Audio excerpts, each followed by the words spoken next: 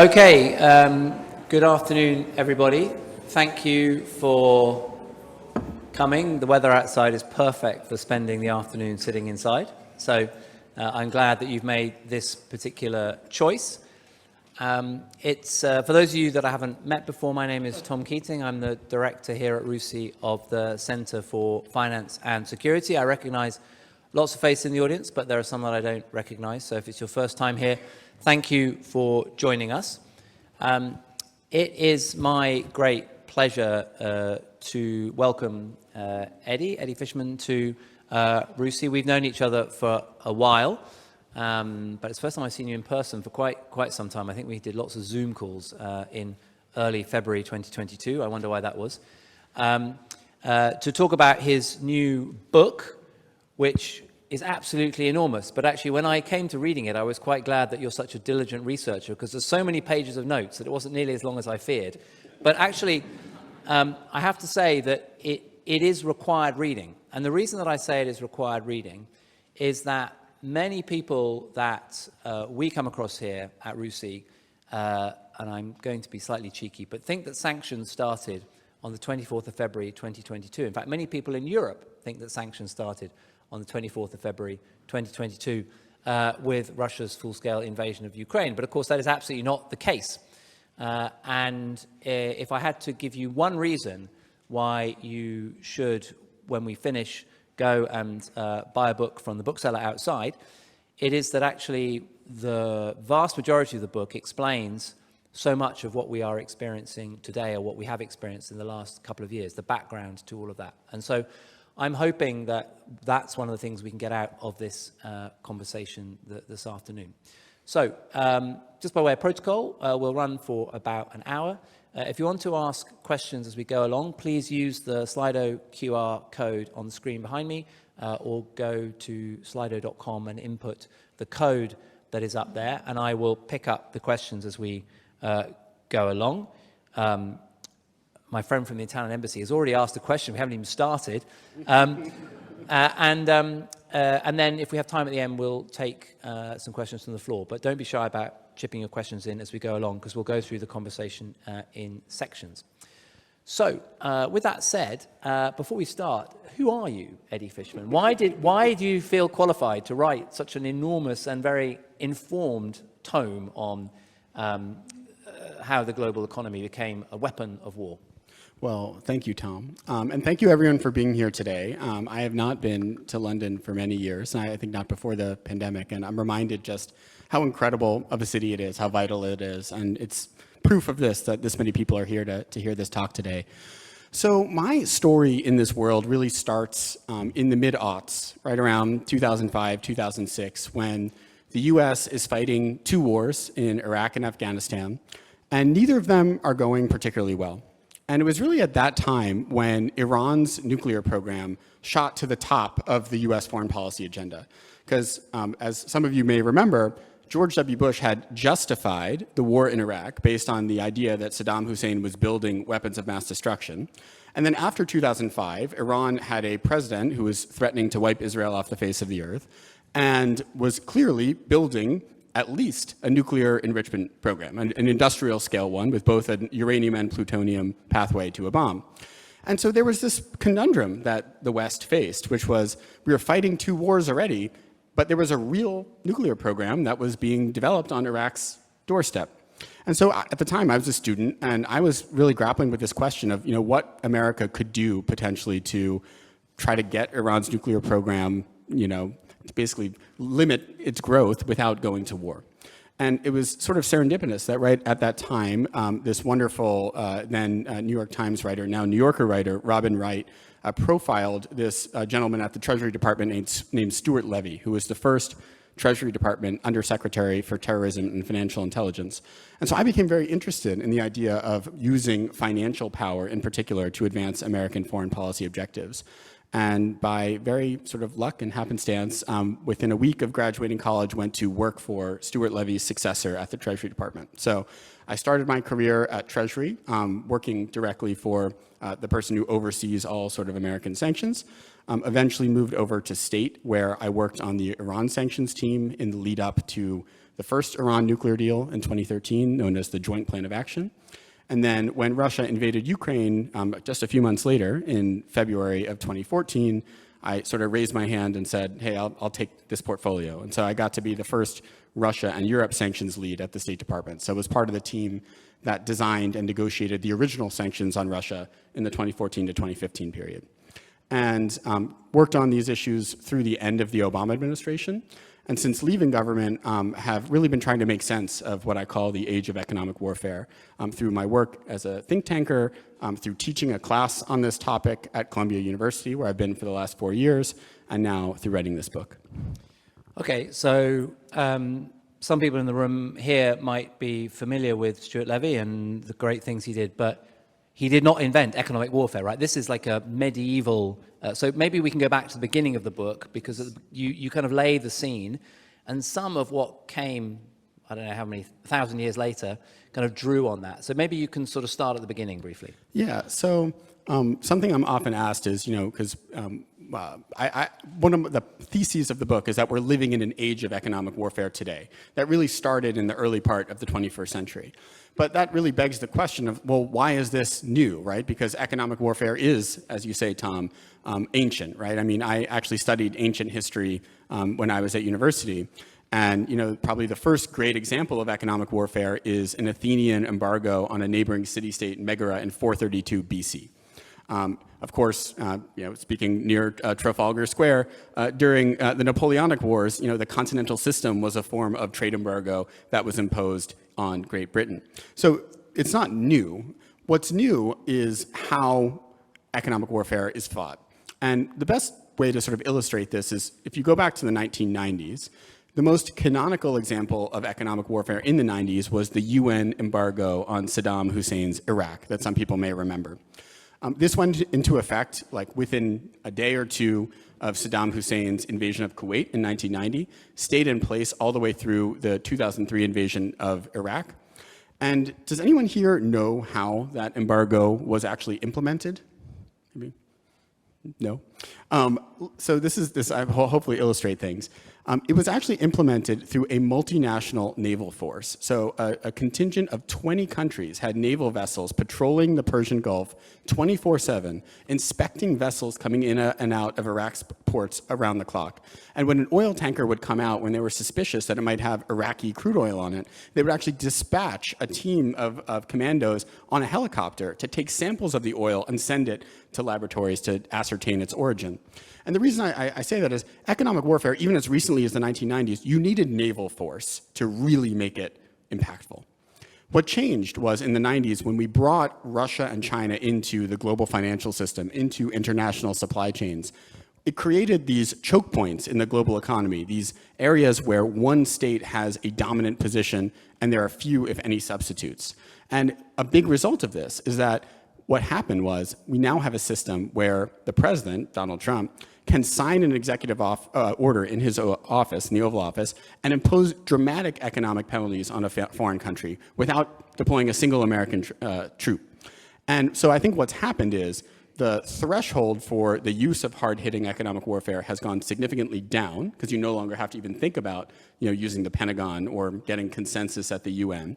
But the impact has gone significantly up. And so it's similar, I think, in some ways. I know we're speaking at a largely defense-focused think tank. It's similar, in my view, to the advent of air power, where before you had air power, you really had to risk casualties to exact damage on a foreign adversary. But with the advent of these choke points in the global economy, the threshold has gone much down.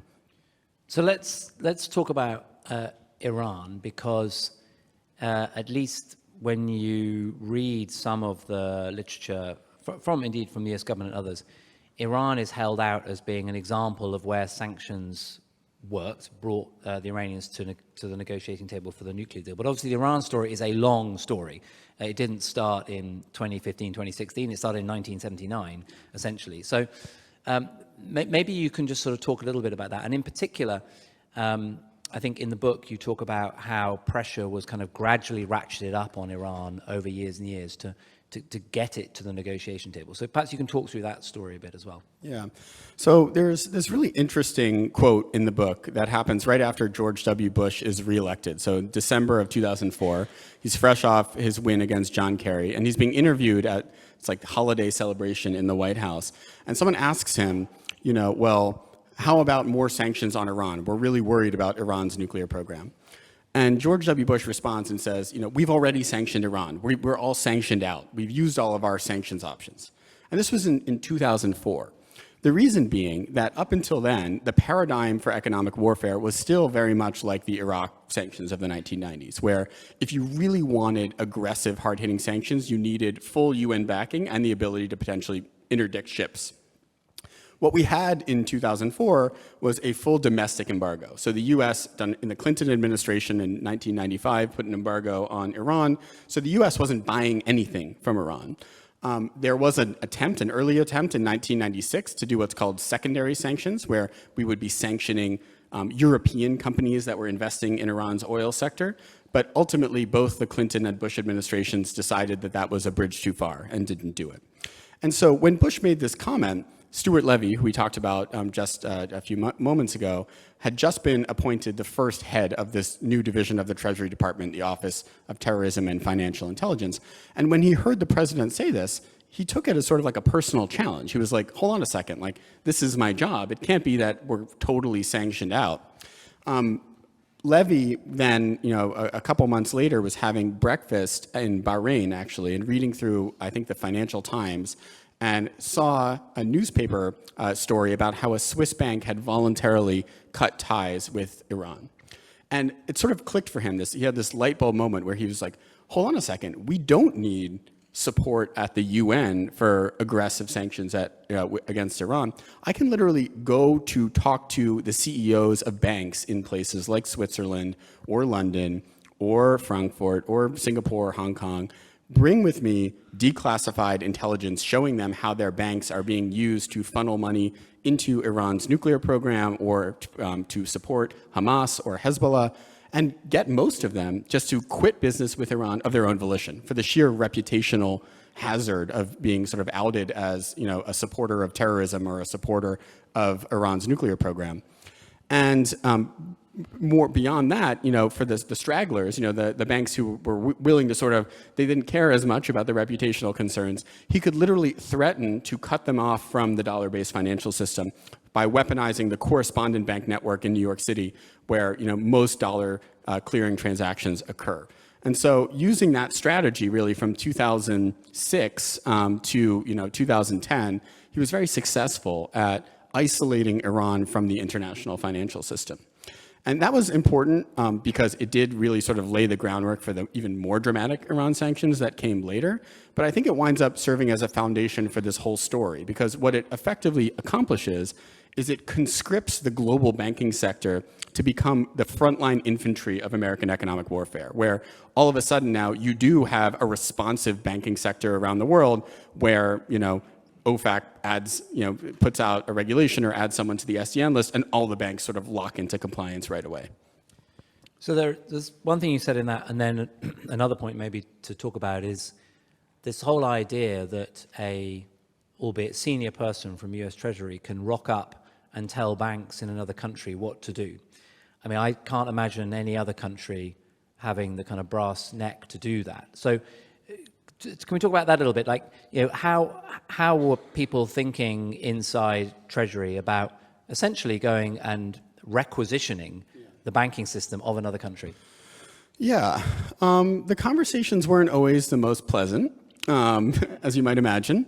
I participated in some of this at the State Department, not with banks, but primarily with oil companies later on in this story. So they're difficult conversations to have. I think what Stewart had and did very well, and what his successors did very well in the Obama administration, was really two things. One is they came with evidence, right? So it wasn't just coming and saying, Iran's evil, stop doing business with Iran. It was coming with dossiers of declassified intelligence, showing them, in some cases, some things they didn't know about how their banks were being used. Because oftentimes it wasn't, they were obviously doing business with, Bank Melli or something, one of the biggest banks in Iran.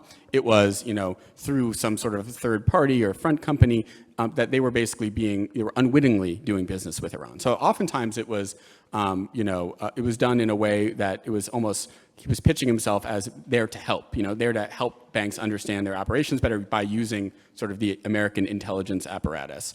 I think the second thing that we had going for us at the time was that we had a very clear goal diplomatically. And I think this was important because we weren't sanctioning Iran for the sake of sanctioning Iran. We weren't doing it to impose pain on the Iranian people or even the Iranian government for the sake of doing so. It was to try to peacefully resolve the problem around Iran's nuclear program. And at the time, remember, the world is still fresh off of like the trauma of the Iraq and Afghanistan wars. I think most countries and most bankers, frankly, were happy to hear that America was trying to, not trying to go to war with Iran and was trying to, take care of the nuclear issue through peaceful measures.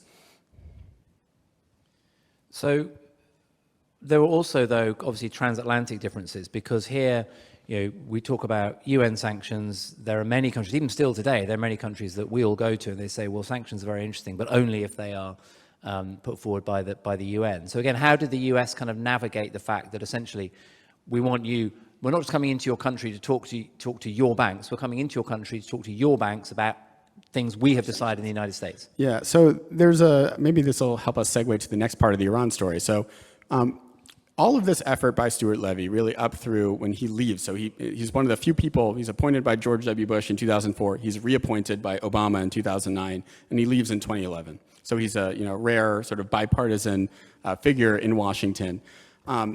Even after this really successful icing Iran out of the global financial system, Iran's economy really is still plodding along, right? It's actually not cratering or anything like that in 2010 or 2011. And that's because the one sort of area of Iran's economy that the US had been unwilling to touch was its oil sales. Because at the time, oil prices were very high. Iran was selling something like 2.5 million barrels of oil on global markets a day. They had over 20 unique oil customers. And the Obama administration and the Bush administration before it were not willing to try to use this financial choke point to try to get Iran to stop selling its oil. What happened, though, was Congress started putting pressure on the Obama administration, which, by the way, I think has an interesting echo that we may be seeing now with Russia.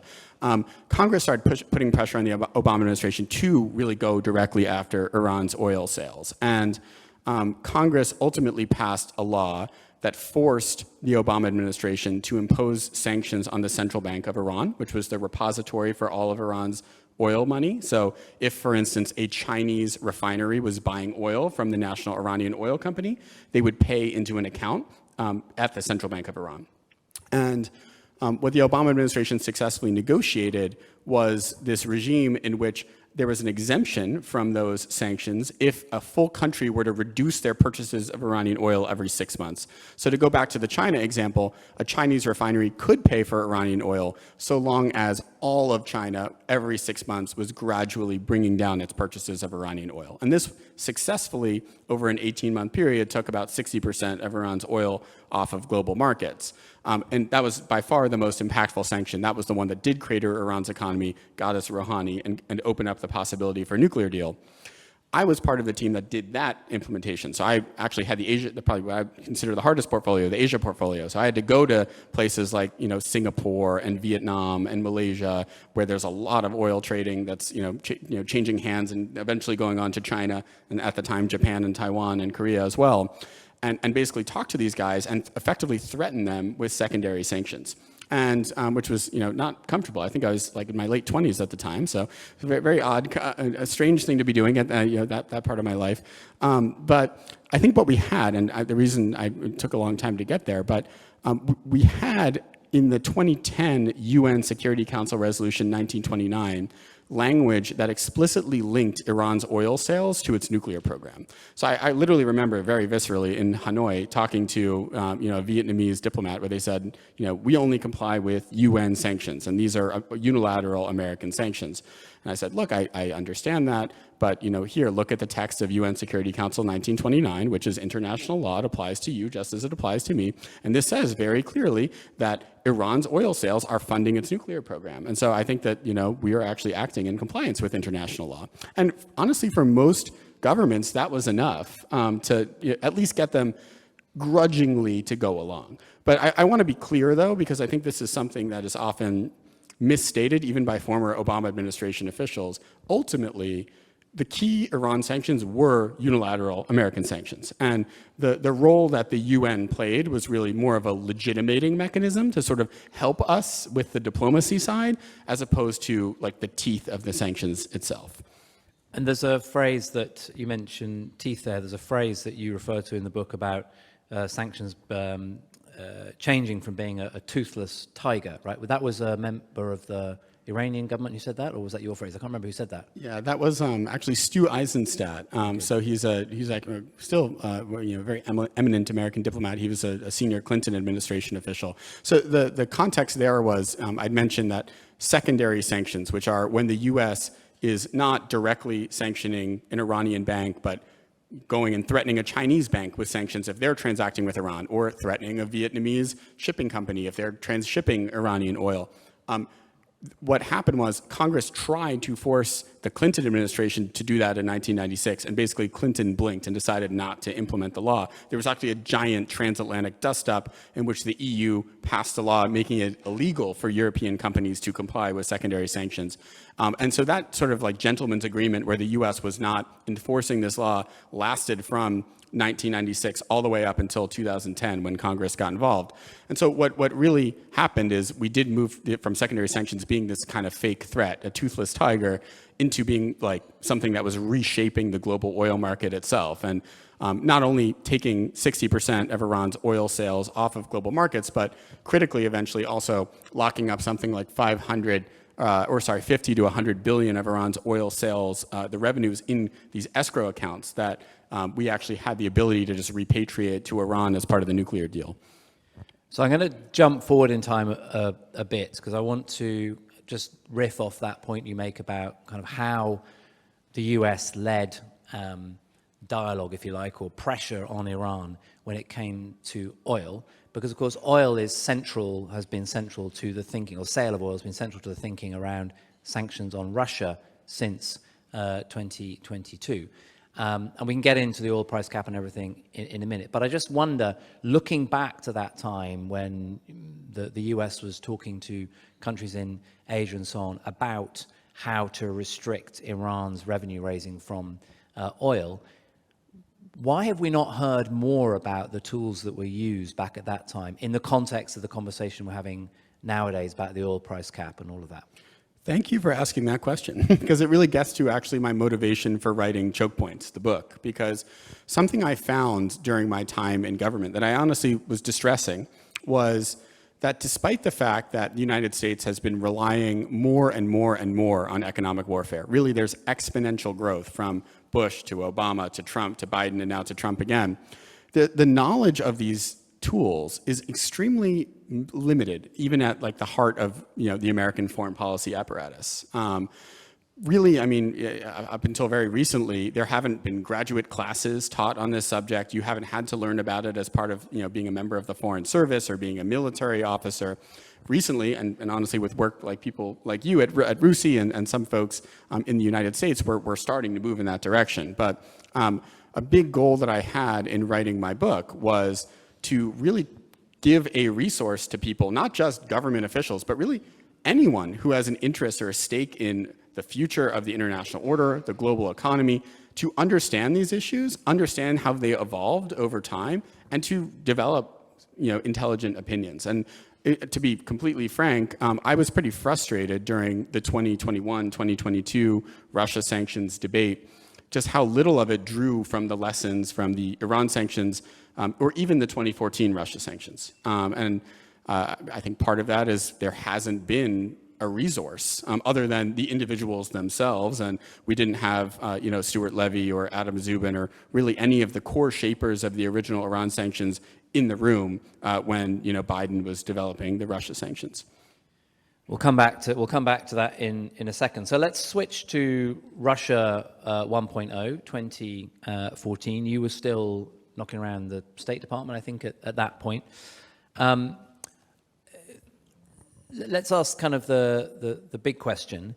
As Vice President, Joe Biden said, and you quote it in the book, the West's choice is between paying now or paying double later. Just reflect on the decisions that were made on sanctions in kind of 2014, 2015, and did the West pay now, or are we paying double later? I think tragically we're paying double later, and the Ukrainians are paying even more than that. So I think this is a policy failure and one that we ought to study and learn from.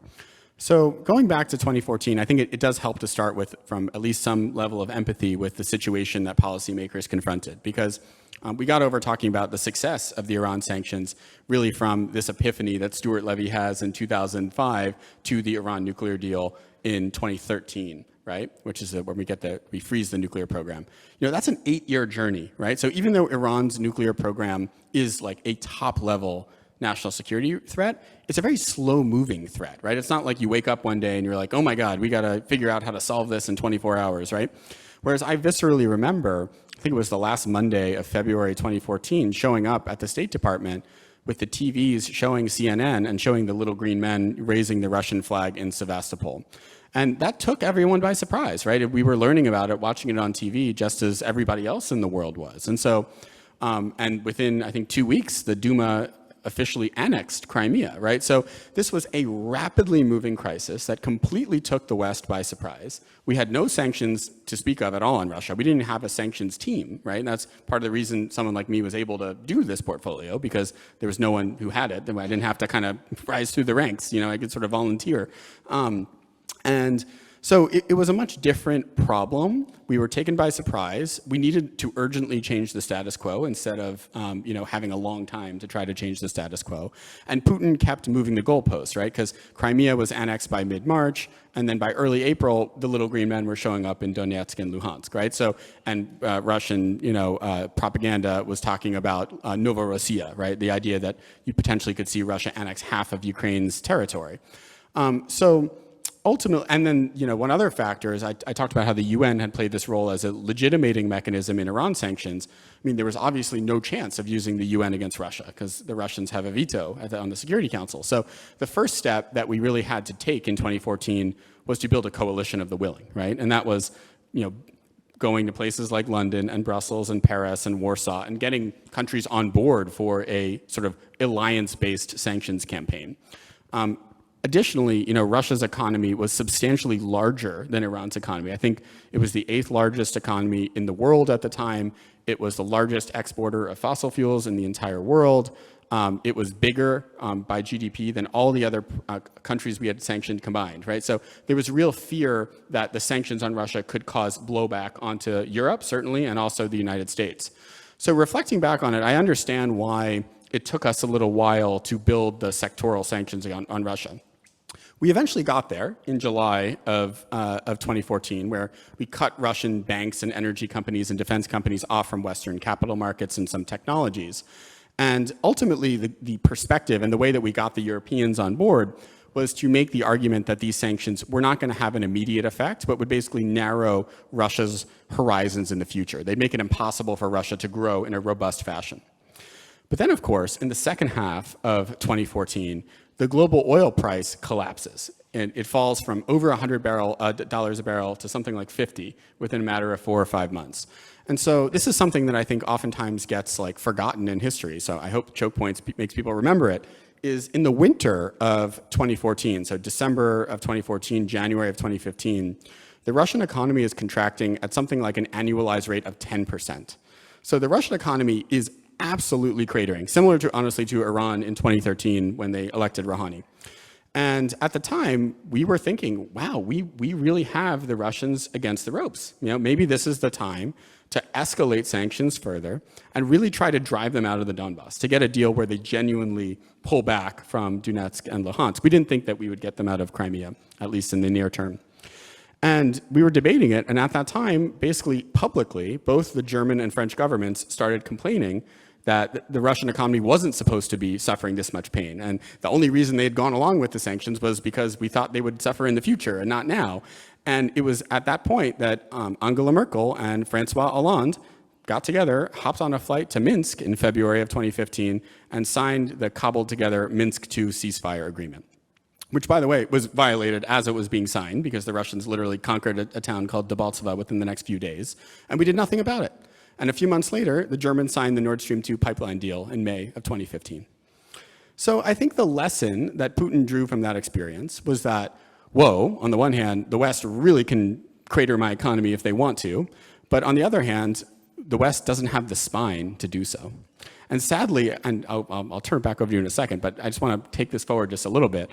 Sadly, events in the next few years, I think, reinforce that for Putin, because in 2016, another thing that used to be a big deal but has sort of been forgotten by history, I was there as well, the Russians blatantly interfered in the 2016 US election, basically trying to help Trump beat Hillary Clinton. And Obama takes Putin aside personally at the G20 that September in China and says, if you keep doing this, we will crash your economy. And then, like a month later, the Podesta emails leak. They clearly keep interfering in the election. And Obama does nothing. There is very, very few sanctions to speak of. And so I think, again, Putin's like, oh, hold on a second. I'm getting these warnings and nothing actually happens. And then Trump comes in 2017, and for 4 straight years, he does nothing on Russia sanctions. The one time he's forced to do something by Congress in 2018, he imposes sanctions on an aluminum company called RUSI. It's done totally haphazardly, and within 24 hours, he pulls back, not because the Russians have changed their behavior, but because he's gotten calls from executives telling him that this is causing chaos in aluminum markets. So I think by the time we have 100,000 troops encircling the Ukrainian border in the fall of 2021, Putin has just made up his mind that, the West is not going to follow through on these threats. And I think that's the tragedy and the lesson, I think, from not just Obama, but also Trump, and it put Biden in a really tough spot. It's interesting, isn't it? I think Donald Trump said at some point, maybe in the transition period, but of course, the war would have ended a long time ago if the Saudis and others had actually allowed the oil price, if OPEC had pushed the oil price down. We were just looking upstairs today and say, Donald Trump is enforcing the oil price cap right now because the oil price is basically at $60 a barrel. But it's interesting how important the oil price has been in both these stories. One of the quotes that I often point to was from Ursula von der Leyen, the European Commission president, when she visited the Ukrainian parliament in November 2023. And she said, we're not going to allow ourselves to make the same mistake we made previously, which is, in other words, we're not going to back off from sanctions in the way that we did. And I think you've just kind of explained why that has happened. But at the same time, there's an oft-quoted speech by Jack Lew, which he kind of made, I think, as he was leaving office, right, about finding the right balance in the use of sanctions and overuse of sanctions. So maybe you could unpack his argument a little bit and maybe set that in the context of perhaps where we are now. Yeah. So Jack Lew, who was the U.S. Treasury Secretary during Obama's second term, gave a speech that in the world that Tom and I live in has become quite famous, because he basically says that if America overuses sanctions, it could threaten America's leadership in the global economy and the dollar's role as the world's reserve currency. And so this was kind of seen as a real warning that we had to be careful about how frequently we were using sanctions. I think that ultimately, and I respect Jack Lew quite a bit, I think he was right in that there's clearly been a backlash to the weaponization of the dollar, in which other countries have been trying to find workarounds. But I think that, unfortunately, we are living in an age of economic warfare, and were we to just stop using sanctions, I think it would be tantamount to unilateral disarmament, right? Other countries are using these tools as well. So I sort of, maybe my addendum to Jack Lew would be, the problem isn't really overuse of sanctions, it's what I would call misuse. It's using them arbitrarily, capriciously, using them against allies as opposed to just against adversaries, right? And I think there's actually a good data-based way I can show how this works. So I mentioned a few moments ago that under pressure from Congress in April of 2018, Donald Trump imposed sanctions on a Russian aluminum company called RUSI. and pulled the sanctions back very shortly thereafter. RUSI, I think their stock, collapsed the next day. Aluminum prices shot up. It was a really significant move, and I think it was a real serious warning shot to the Russians. Right after that, Elvira Nabiullina, the central bank governor of Russia, basically takes Russia's dollar reserves and moves them all out of the United States. So most of them, they actually convert into euros and move into a place called Euroclear in Belgium. Some into RMB and some into gold. So Russia also starts settling its bilateral trade in euros instead of dollars. So in some ways, after this kind of capricious, arbitrary use of sanctions by Trump in 2018, Russia successfully de-dollarizes its reserves and the way that it's settling payments, right? Fast forward to February of 2022. And one anecdote I recount in my book, Chokepoints, is when the US and the G7 are debating whether to sanction the central bank of Russia. Janet Yellen, the US Treasury Secretary, is initially opposed to doing so because she fears that if we are to do so, it could undermine the dollar's role as the world's reserve currency, basically Jack Lew's fear. She loses that argument, and we go ahead and do the sanctions anyway. The difference is that we are doing them not just alone, we're doing them with the Europeans, with the Brits, with the Japanese, basically with all the issuers of the other reserve currencies. And so now, in 2025, where are we, right? The dollar has actually shot up in its use in global payments since 2022. It's taken share away from the euro, from the pound, and from the yen. And I think that's because any sort of geopolitical risk that was built into these currency allocation decisions was removed when it became clear that, the geopolitical risk of the euro is the same as the dollar, right? And so I think that juxtaposition shows that it's not just the magnitude of the sanctions, because if anything, sanctioning the central bank of Russia is a much bigger deal than sanctioning RUSI. It's really how you do it. And this is why, ultimately, in my view, what Trump is doing today does pose a significant threat to the future of the dollar. So before we leave kind of the first Russia story, one of the discussions that obviously happened in Europe extensively last summer into the autumn after the election and so on is what powers does the American president have to lift sanctions on Russia, and then you go and start reading CAATSA and all these kinds of things. So can you just kind of put to bed once and for all that question? If we're kind of sitting here in Europe and we're looking across the Atlantic and going, okay, there've been no sanctions on Russia by the new US administration since inauguration. What power does he have to reverse the sanctions that the United States has put in place? It's a very important question, right? Because I think were the US to unilaterally lift sanctions on Russia, I think it would, to a certain extent, give Russia a reprieve. But I think more to the point, it would be a serious rupture in the transatlantic relationship, part of the reason why Putin's going after it so strongly. So in the summer of 2017, this is the first summer that Trump is in the White House, the US Congress gets very worried that Trump may unilaterally lift sanctions on Russia. And this was before Trump had fully basically conquered the Republican Party, right? You still had Republicans who were willing to kind of stand up to Trump. You had, John McCain famously, with his vote against the repeal of Obamacare. It was a different scenario. And what Congress did at the time is they passed this law called the Countering America's Adversaries Through Sanctions Act, or CAATSA, is what you were mentioning. And what CAATSA does is if Trump or any US president tries to lift sanctions on Russia, it creates a 30-day period in which Congress can veto the decision.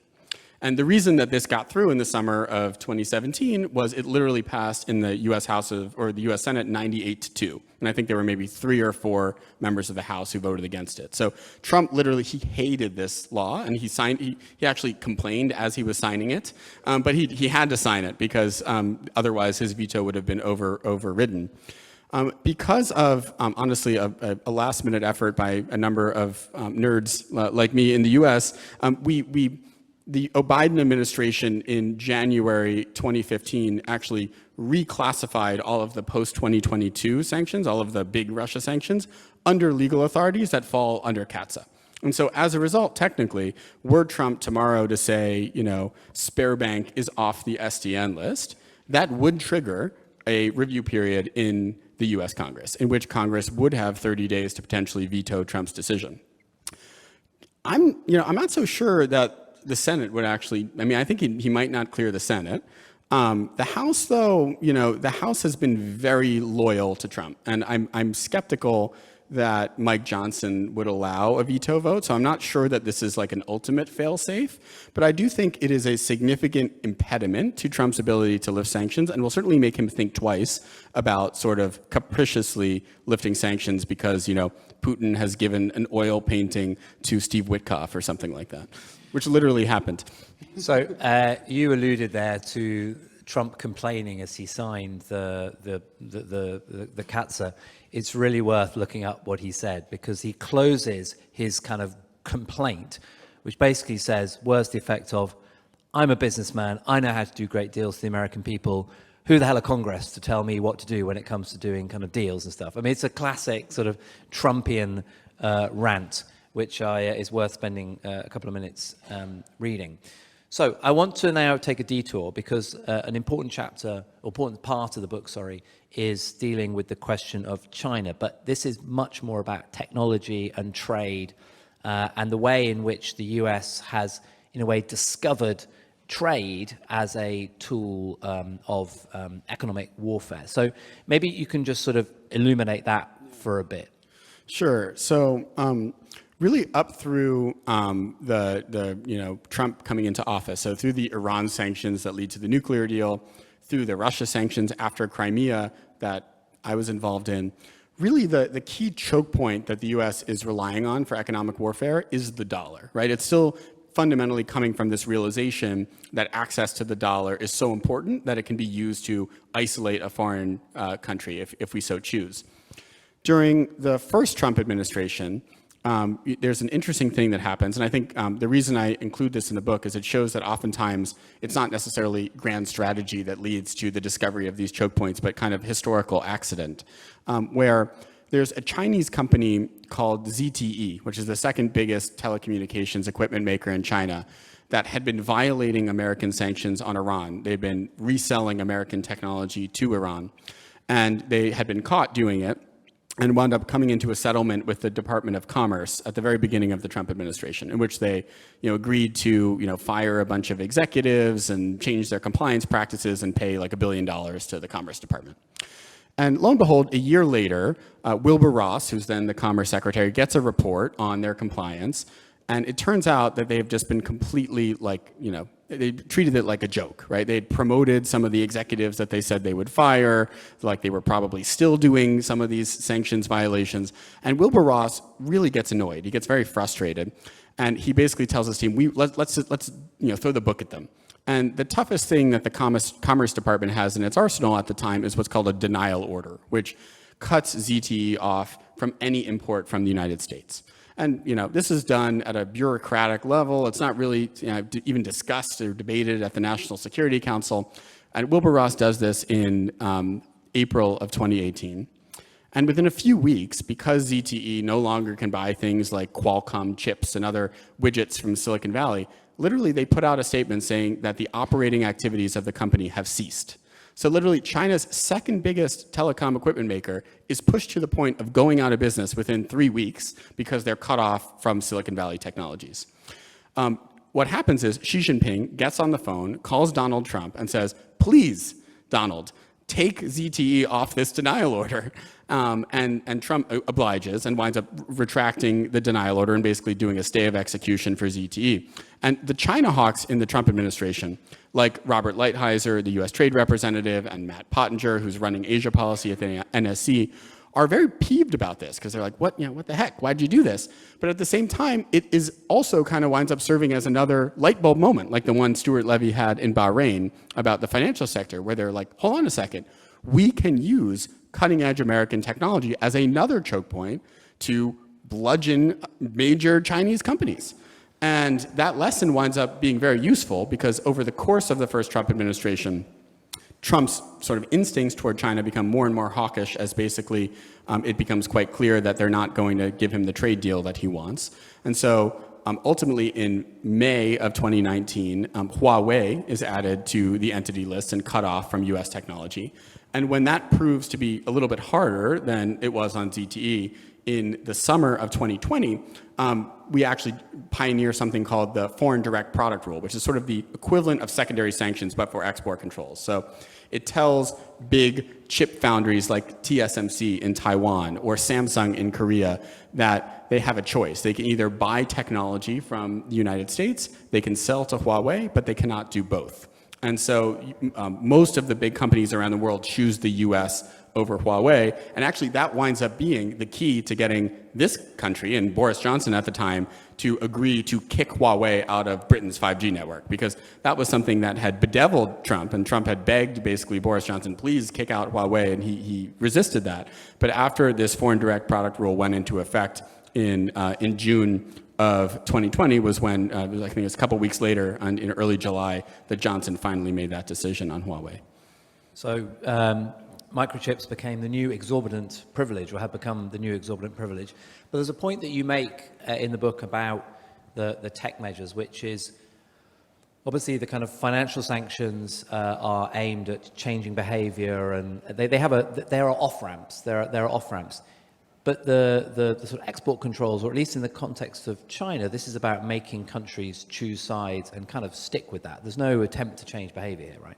Yeah, so I think that in addition to being revolutionary because of there was the use of a different choke point, the chips versus finance, I think there's also an intellectual revolution that occurs during the first Trump administration, which is, as you say, Tom, when I was in government in the 2010s, whenever we were thinking about using sanctions, it was always clear that sanctions were not a policy, they were a means to an end, right? You were only imposing sanctions on Iran for the hopes that they would then curtail their nuclear activities, and then they'd be welcomed back into the global economy. We were going to sanction Russia and hurt their economy, but as soon as they got out of the Donbass and respected Ukraine's territorial integrity and sovereignty, we'd start trading freely with Russia. We would start loaning them money again. With Trump's technology siege on China that really, crests in 2020, there's no off-ramp, right? I mean, this is explicitly to try to weaken China's technological progress.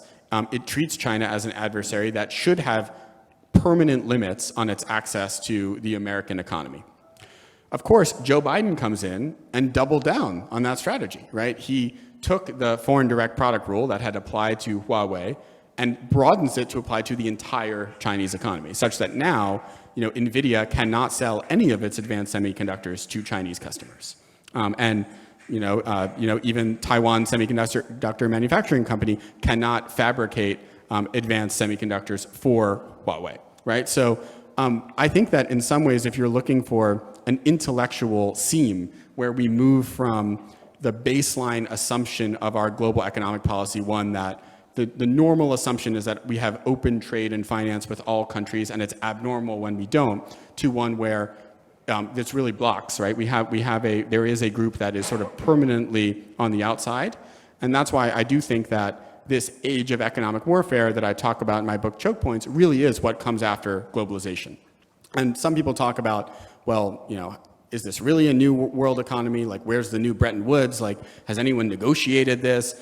Well, no, you're not going to get U.S. and Chinese and Russians and Iranians in a room to negotiate the contours of the new global economy.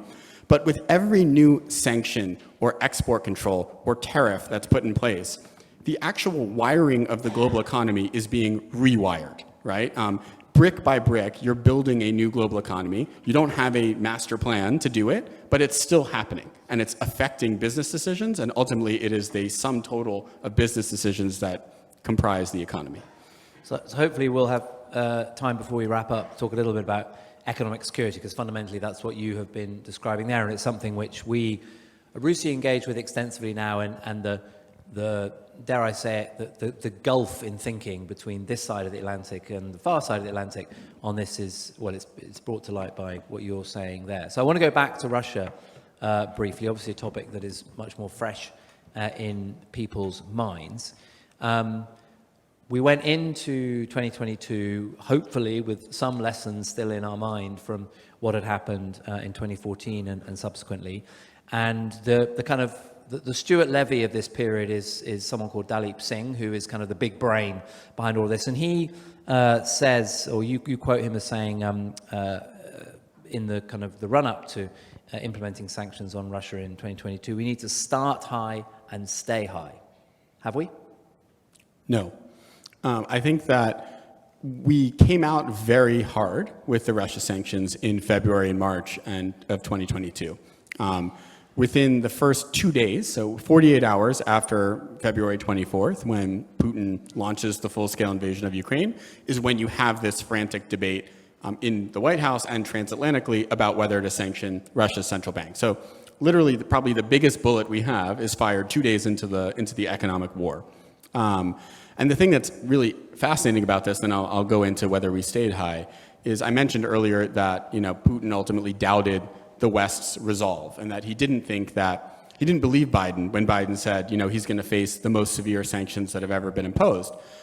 Sergei Lavrov, by the way, is on the record saying that no one in Russia expected the central bank to be sanctioned. But even if you just look at the data, the key strategy that Russia had to sanctions-proof its economy from 2014 to 2022 was amassing massive amounts of foreign exchange reserves, right? 640 billion roughly in February of 2022.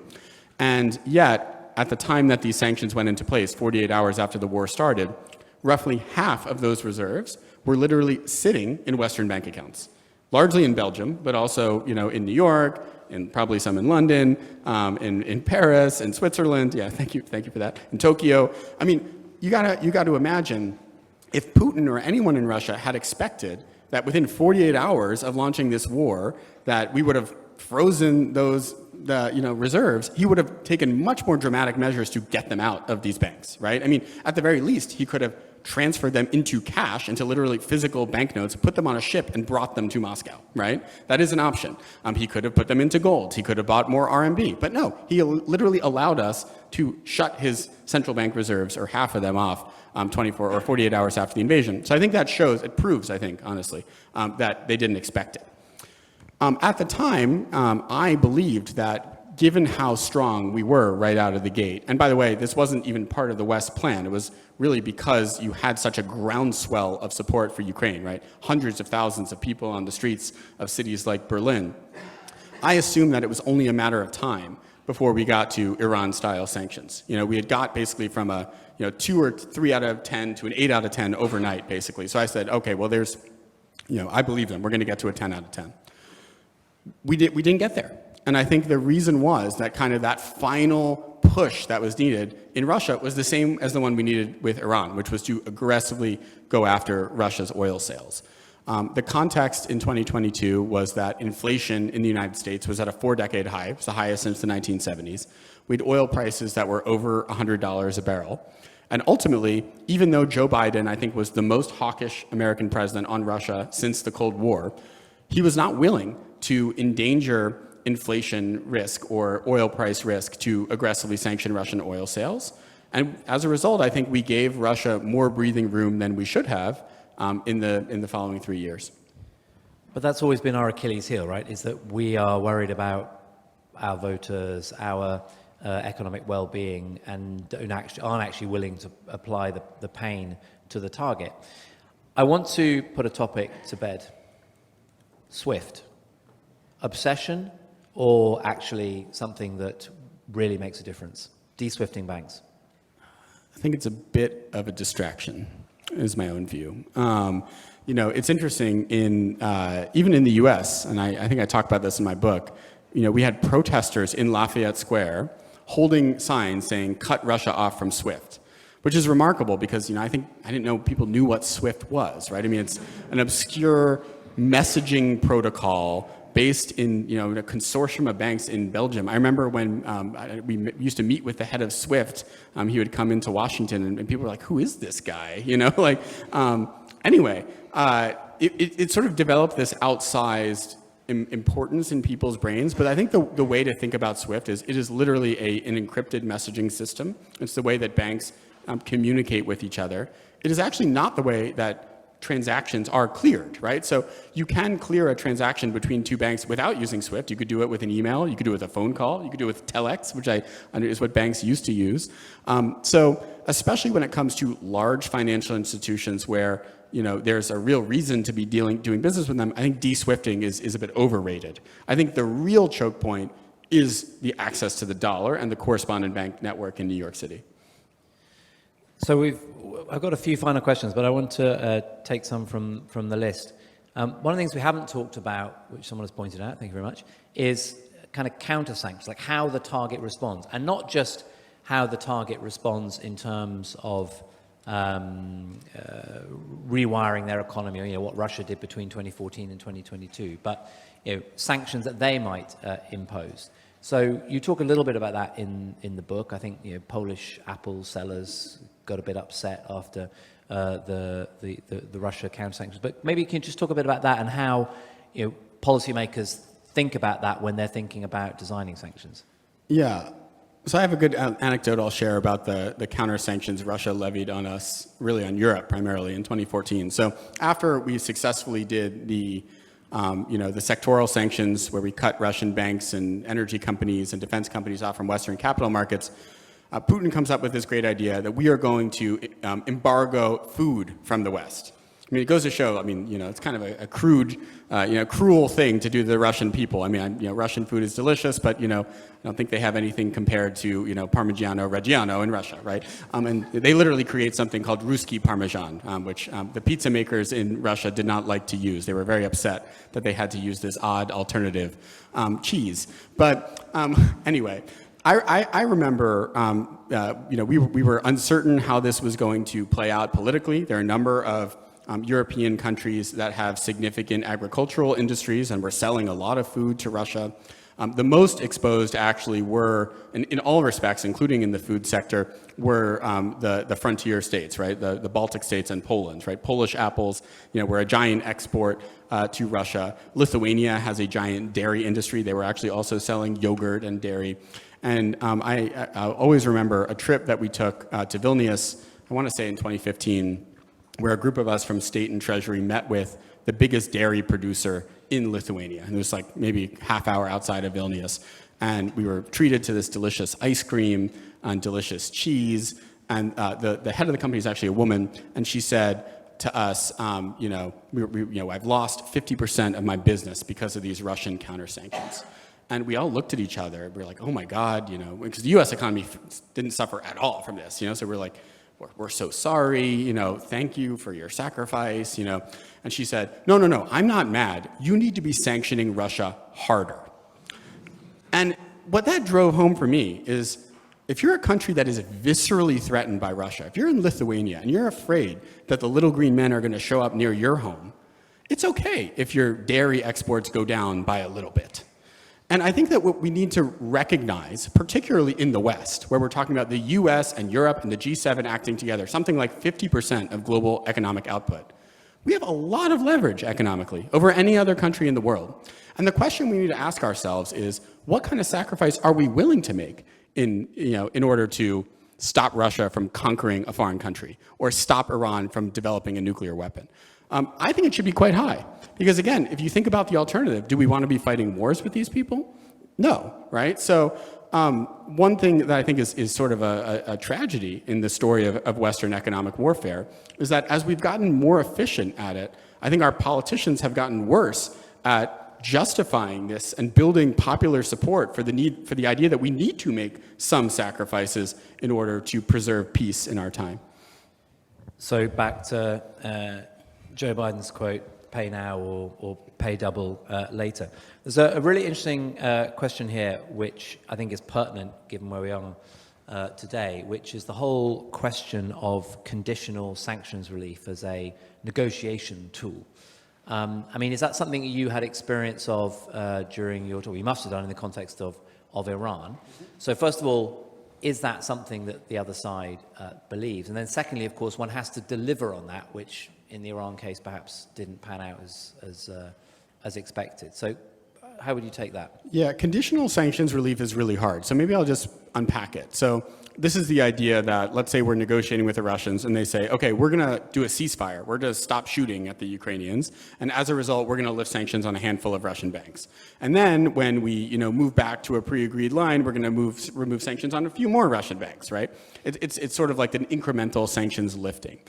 I think if the goal is to provide like dosed economic relief to the target, I think it's very challenging to make work, because what people need to remember is it is not the US government or the British government that is actually freezing assets or cutting off transactions. It is the banks themselves, right? Banks will make their own risk-based decision about which countries they want to do business in. And my strong suspicion is that even if you were to take a handful of small Russian banks off the SDN list or something, it's not going to provide a clear benefit to Russia. And I think there'd be quite a bit of harm that's done to our diplomatic strategy.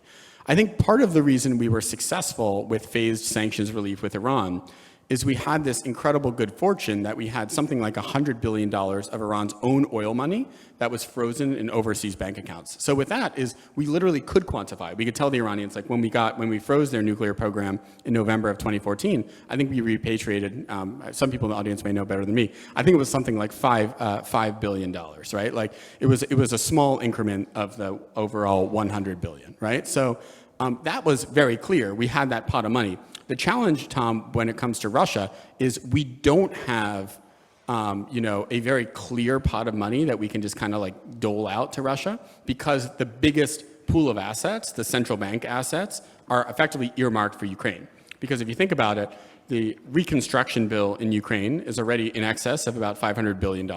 So it actually exceeds the total value of the assets that we have frozen. So I think, this may be getting a little too wonky, but I think there's a strong case for doing what we can to sequester parts of Russia's oil sales now, not just because it would hurt Russia's economy in real time, but it would give us another pool of assets that we could work with and actually use diplomatically when the time came to it. And will perhaps show that we've learned lessons from the Iran story. We talked a bit about counter-sanctions, but I want to just kind of go back to that point. There's a question here about how are other countries learning how to use economic warfare tools? So obviously, the world is no longer unipolar when it comes to finance. It's still tilted towards the West, but it's certainly not exclusively there. So what are China and others learning, and are we starting to see that learning put into practice? Yeah.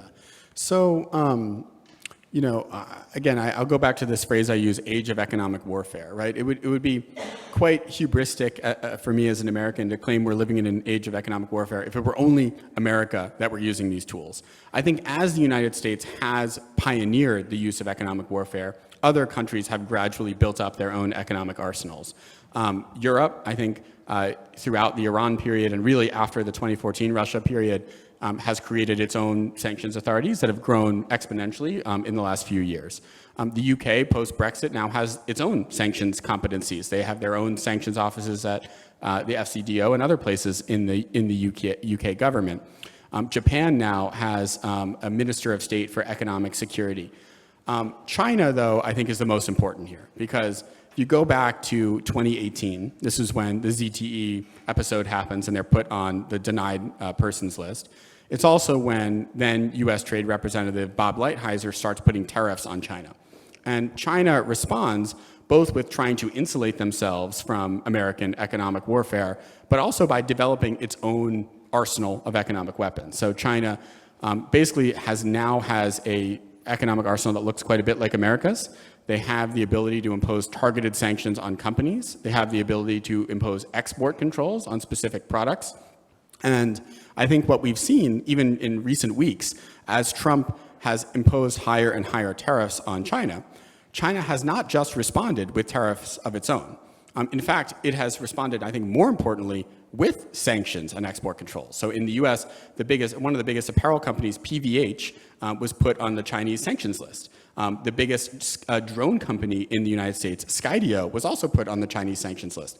This company relies on China for its batteries. And so they've actually had to ration batteries. And now some of the drones that Ukraine is using that are coming from Skydio only have one battery per drone, which is not particularly useful in a military situation. There's a DNA sequencer in the US called Illumina that has been sanctioned by China. And then, of course, they've done things like impose export controls on critical minerals that the U.S. needs, which I think is part of the reason why Zelensky quite cleverly has tried to couch U.S. support for Ukraine in terms of critical minerals. So I think that when people talk about a U.S.-China trade war today, I actually think it's a misnomer. I think what's really happening right now and what's really at stake is a full-scale economic war that crosses domains from trade to finance and really all across the choke points that I discuss in my book. There's another question which, picking up on your title of your book, Chokepoints, if you were to kind of look ahead, which of the what will the Eddie Fishmans of today, or what will the choke points be that they find themselves working on in the years ahead? Yeah. So one, I think an important point is that choke points are not immutable, right? They some are more important today that'll be less important tomorrow. There will be new choke points that exist 5 years from now that we can't even conceive, right? So I think, a good example, you mentioned the oil price cap, right? One of the reasons why the West thought that the oil price cap would work was because something like 95% of all of the global oil sales were insured by the London-based P&I Club. So we thought that maritime insurance was this incredible choke point. Well, Russia's figured out how to sell oil with its own sovereign guarantees and without using, the P&I insurance, right? So some choke points wind up proving less impactful than we thought. The dollar could theoretically become less central to global finance in the next 5 to 10 years. I think that some of the digital currency innovation that's happening in China right now poses, in some ways, an existential threat to the way that America wages financial warfare. At the same time, there are other choke points that America could weaponize that we have so far chosen not to, right? Think about ICANN, right? I mean, all of our domains that we have on the web, that is an American company. Theoretically, at the stroke of a pen, the president could kick anyone off the internet, right? Think about cloud computing, right? AWS, Azure, Google Cloud. How many of all of our data is living on servers that have some nexus with American jurisdiction? That could be a choke point. Something that I'm particularly worried about, particularly if you see Trump politicize the Fed, is swap lines, right? That undergird really the entire international financial system could theoretically serve as a weapon of economic warfare. We're already seeing China weaponize the clean energy sector, where effectively China dominates everything from the minerals to the batteries to the final electric vehicles, which have been so dominant that Joe Biden imposed 100% tariffs on Chinese electric vehicles. So I think we're going to see new choke points tomorrow, but I also think that we need to be extremely cautious because once you start weaponizing all of these choke points, you very quickly get in something that starts backsliding into autarky.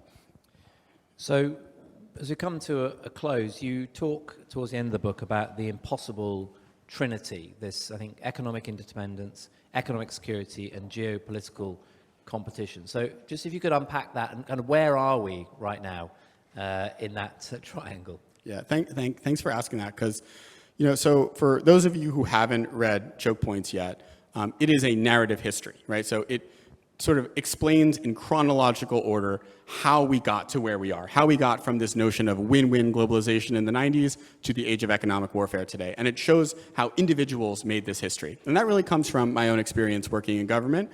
One of my big takeaways was that it really does matter who's at the table in the Situation Room. It does matter who's in Whitehall because people are shaping these decisions.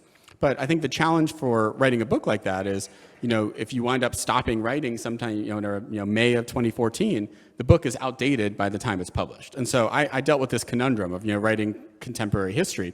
And I remember walking around my neighborhood in New York City thinking about, well, how do I end this book, right? Because I can't just end on a specific date, right? And so it occurred to me that even though, I very much consider myself a humanities person, someone who does believe in human agency, contingency, that if I look across this whole narrative that we've talked about today and that I talk about in my book, there is this exponential growth, right, that cuts across very different ideological presidents, Barack Obama, Donald Trump, Joe Biden, in which these presidents are using these tools more and more and more, and other countries are too. And so I started looking for a structural reason, a structural explanation that could tie this all together. And I came up with this geopolitical or geoeconomic impossible trinity, in which economic security, economic interdependence, and geopolitical competition. You can only have two and not three. So just to illustrate, during the Cold War, obviously you have intense geopolitical competition, right? You have the West versus the Soviets. But we don't have any economic interdependence to speak of. We have very, very little trade with the Soviet Union. And so we still have a sense of economic security. We're not worried about Soviet sanctions on us, right? After the Cold War in the 1990s, we start viewing Russia and China as potential friends, not enemies. And so we're free to embrace economic interdependence without losing our sense of economic security, because geopolitical competition effectively no longer exists. But what's happened in the last 20 years is geopolitical competition has come roaring back, right? Even as long ago as 2008, when Russia invades Georgia, right? And then the 2010s, when China's militarizing the South China Sea. And as geopolitical competition comes roaring back, economic interdependence persists. And so what that means is we've all lost our sense of economic security. This is certainly true in the United States, where no one feels economically secure. I think it's true here in the UK.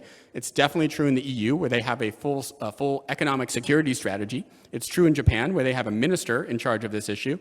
It's the reason that China has this dual circulation strategy in which they poured hundreds of billions of dollars into domestic sourcing. So this is the conundrum we face as a global economy today. It's how do we regain our sense of economic security? And my own view is the only way to do it is to unravel some level of economic interdependence. I think there are two possible ways this could happen. I think the trajectory we were on up until 2 months ago was one where we were really headed toward a block-based global economy, right? Where you had a block where the US was deepening its supply chains and financial integration with the UK, with Europe, with North America, Canada, Mexico, with Japan and democracies in the Indo-Pacific, with democracies in Latin America and Africa. And then you have another bloc led by China and authoritarian countries. What I worry about today, Tom, is that it seems like the vision that many in the current Trump administration have for regaining our sense of economic security looks a lot more like autarky. It looks more like we're not secure unless we make everything in the United States. And I worry about that, of course, for the economic reasons, and I mean, the market reaction to the tariffs, I think, tells the story there. But I think I worry about it more, honestly, for the long-term geopolitical consequences, because what history shows is that when you have autarky, and when states don't feel that they can just buy resources from other countries, they're tempted to seize them by force. They're tempted into things like imperialism and conquest. And so when I hear President Trump talking about seizing Greenland for its mineral resources, or Canada, if you can just become the 51st state, you'd have tariff-free trade with us, I worry. Not because necessarily I think we're going to send the 82nd Airborne into nuke tomorrow, but because I think it does get into this mentality, a mentality that does not lead us to a place that I think is better than the one we're in today. So my last question, which you started to answer in a way, is we had, when we had our 10th anniversary conference here, Juan Zarate was here, and I said to Juan, when are you going to write an update to Treasury's Wall? Because, well, actually, this has taken over now. This is the new guidebook. But anyway, he gave me some thoughts as to what might be in that update if he ever got around to doing it. I mean, 4, 5, 6 years from you, when the publisher comes back and says, Eddie, it's been a smash hit, we want you to write a second edition, what is that extra chapter, do you think, going to cover? Oh, man. Well, I hope it's a more positive spin than the one I just gave you guys. Look, I feel very confident that we are in an extreme transition point, economically and from the perspective of the international order. I think it's being accelerated by Trump, and I think it's being reshaped by Trump because he's waging economic warfare not just against the Chinas and Russias of the world, but also against everyone, including even this country, which got hit by a 10% tariff. So what do I think will be added? I think we will have more clarity on where we're headed. I think we'll know whether we are headed, we do have some hope for this vision of friendshoring where we can retain economic interdependence with our allies, or whether we are looking at something that looks more like the 1930s with a more chaotic breakdown of the global economy. I think there would be a lot more on tariffs. So I do talk about tariffs in the book, but I think that what Trump has done is he's sort of repurposed tariffs from a tool of domestic economic policy, one that's really been used to protect domestic industries from foreign competition and to try to raise government revenue, into kind of just another sanction. So I think there would be more on that. But I think that the key really will be, what does the global economy look like? Because I think ultimately that is how the age of economic warfare ends. It ends with a global economy that looks a lot different from the globalization that spawned the age of economic warfare. Well, it's been a pleasure to spend an hour and a quarter not stock market watching. Eddie, thank you very much indeed for your time. Before you give a round of applause, just to remind you that the bookseller is patiently waiting outside. And while you've got your credit card out, if you would like to visit our little electronic donation tin, you'd also be very welcome. We're always pleased to take your money as well. But Eddie, thank you very much indeed. It's been an absolute pleasure. And I must say, I really, really do recommend the book. It's an excellent guide to the last, 20, 25 years of sanctions. And particularly if you are visiting us today and you work in sanctions, and sanctions are a topic that you've only come across in the last 3 years because banks and Whitehall have been hiring people to work on sanctions like it's going out of fashion. You must read it because it will actually make you a lot smarter and it will make you a lot better policymakers. And that means that we at RUSI won't be on your case for being incompetent as often as we are. So thank you all very much indeed for coming. Eddie, thank you.